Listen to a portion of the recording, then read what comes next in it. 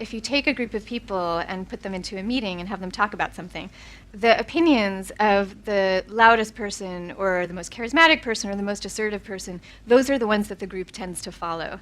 And yet, researchers have looked at this. There's no correlation between being that best talker and having the best ideas. I mean, like zero correlation. I think that we're living in a society now that is so overly extroverted.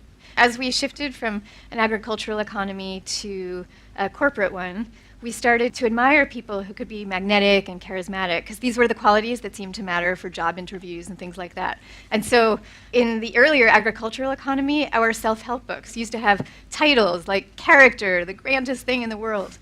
But then the self-help books later on became the ones that we kind of know of today, like Dale Carnegie's How to Win Friends and Influence People.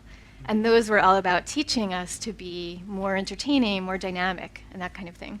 You know, I think for any trait of human nature, any aspect, it has its pros and it has its cons. And what I'm saying is that for too long we've looked at introversion only through its disadvantages, and we've looked at extroversion only through its advantages. So I'm trying to now fill in the gaps. And what that can sometimes sound like is, you know, down with extroverts, up with introverts.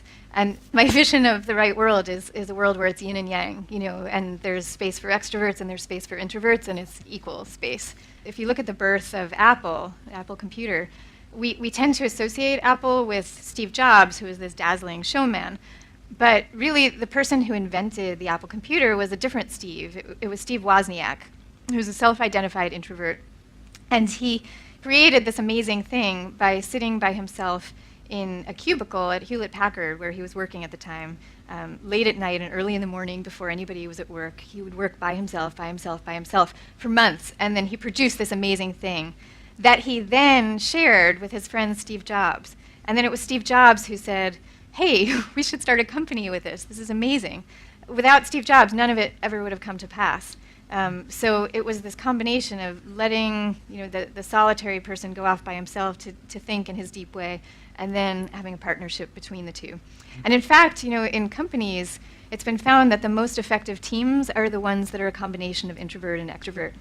And the two types are really drawn to each other and really need each other.